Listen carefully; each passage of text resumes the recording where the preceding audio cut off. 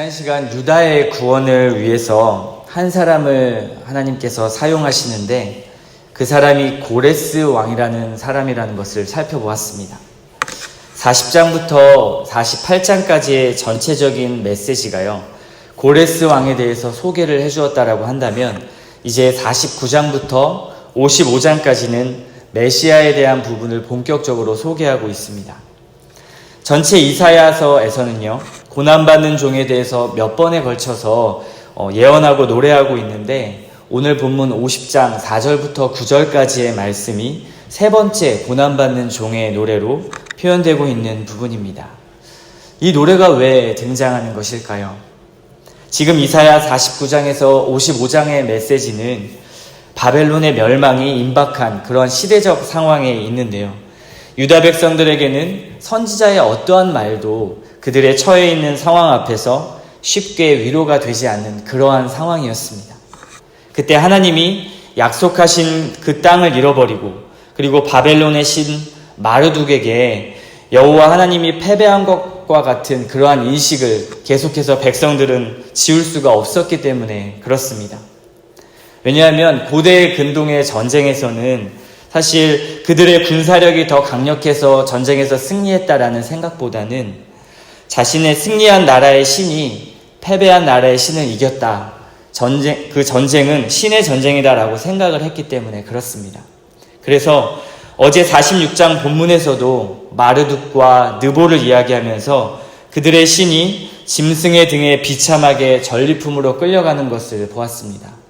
그것을 살펴보면서 진정한 신은 여호와 하나님이시다. 진정한 승리하시는 신은 하나님이시다라는 것을 살펴보았죠. 그래서 계속되는 바벨론의 포로의 삶 속에서 백성들은 하나님을 원망하고 좌절하고 그렇게 그 일들이 지속되었는데요. 그래서 하나님께서는 신세를 원망하는 그들에게 책망하시는 장면이 오늘 1절부터 3절까지의 내용에 먼저 등장을 합니다.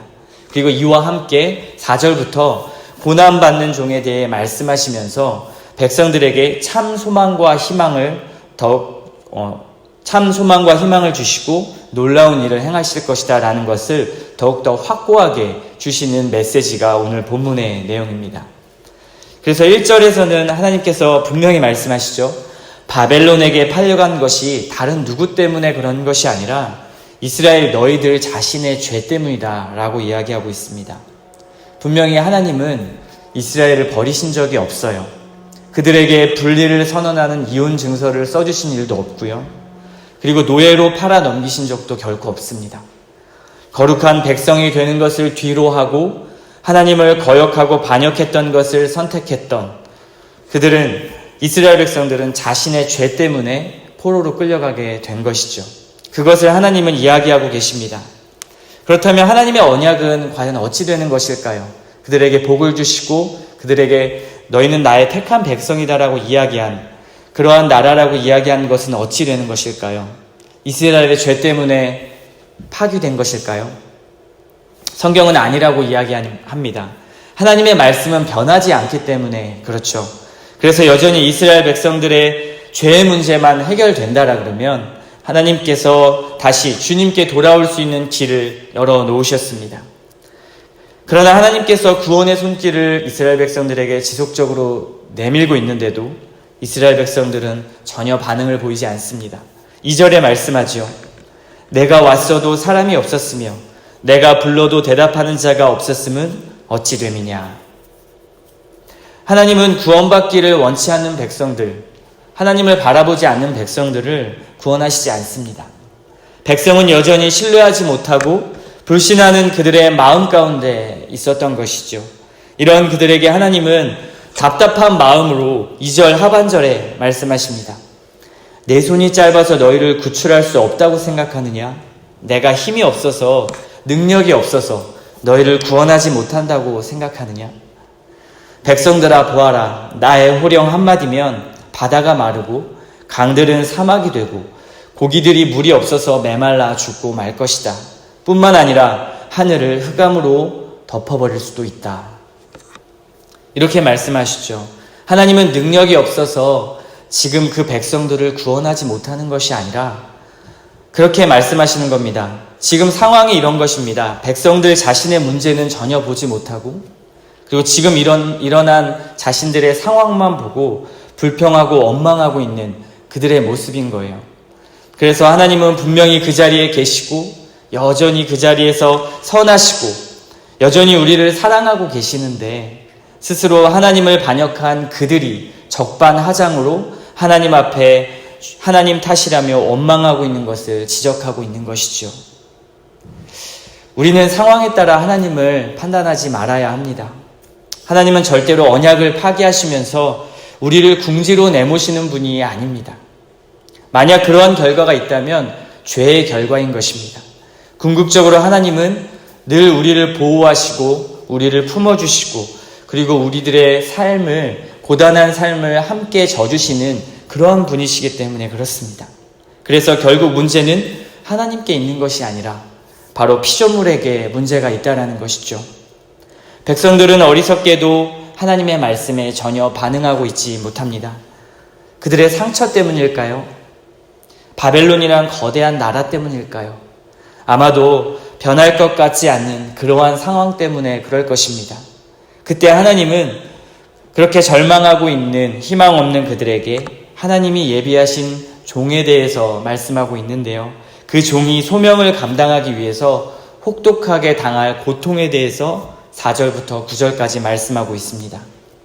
이미 이사야 42장에서 이 종에 대해서 소개를 시작했는데요. 이 종의 신실함에 대해서 42장에 소개했다면 49장에서는 이 종이 그 소명을 성공적으로 수행할 것이다 라고 두 번째 예언을 했습니다.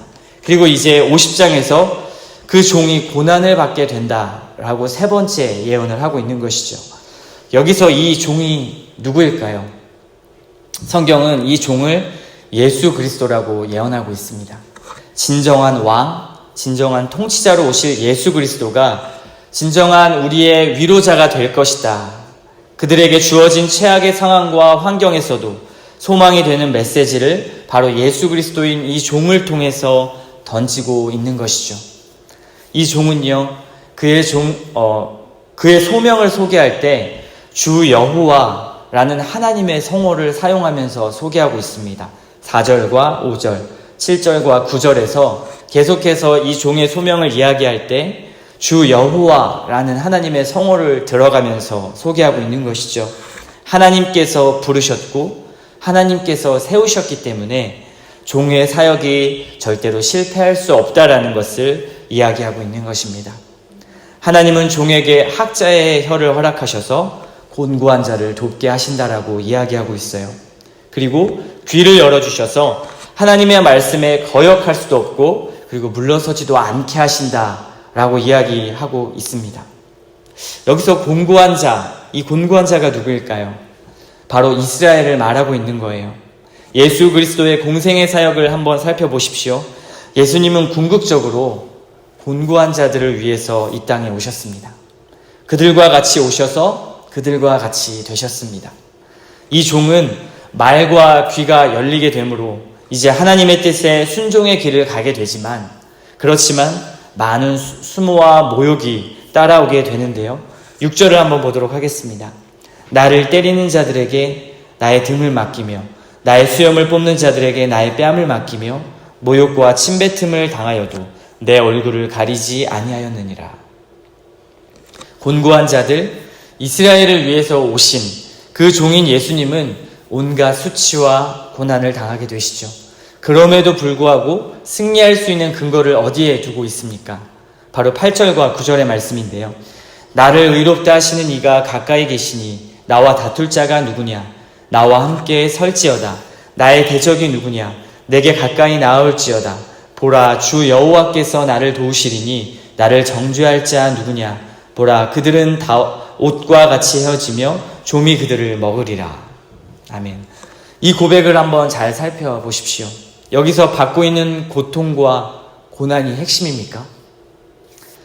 그것이 핵심인 것이 아니라 바로 나를 의롭다 하시는 이, 바로 나를 도우신 이가 핵심인 것이죠. 예수님의 고통이 핵심이 아니라요, 예수님의 고통과 고난 속에서도 함께 하시는, 예수님을 의롭다 하시는 이, 바로 그 여호와가 핵심인 것입니다. 메시아인 예수님조차도요, 그분의 사역과 그분의 소명의 근거를 바로 하나님의 주권과 도우심에 두었다라는 것입니다. 살아가는 하루하루의 과정 속에 우리 삶의 핵심은요, 우리의 어려움과 고난에 집중되는 것이 아닙니다. 그것이 믿음을 위한 고난이라 할지라도요, 또한 이스라엘 백성들처럼 죄 가운데 나타난 고난이라 할지라도요, 그보다 크신 하나님을 보라는 것입니다.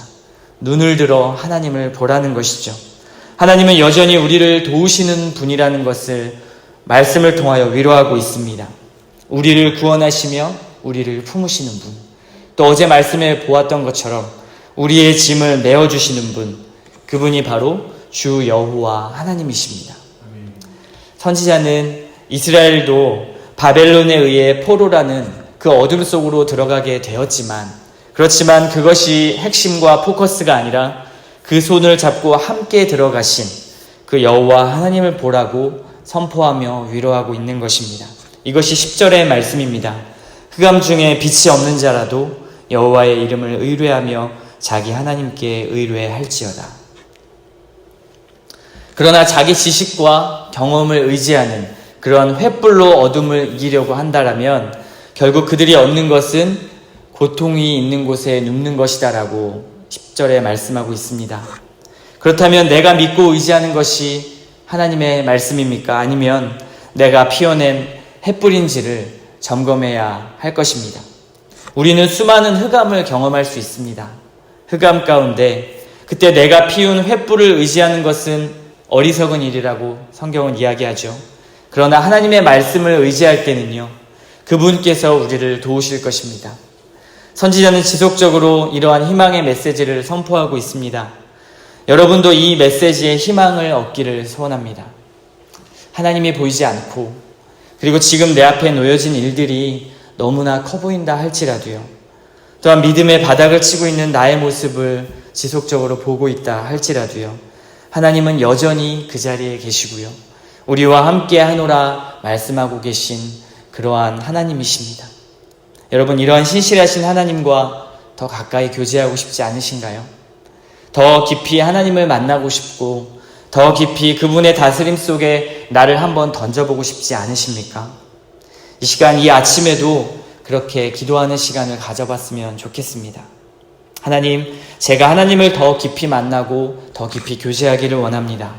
말씀 속에 나를 인도하시고 어둠 가운데 나의 횃불을 의지하는 것이 아니라 빛이신 하나님을 더욱 의지하는 믿음을 허락해달라고 이 아침에 기도하며 나아갔으면 좋겠습니다.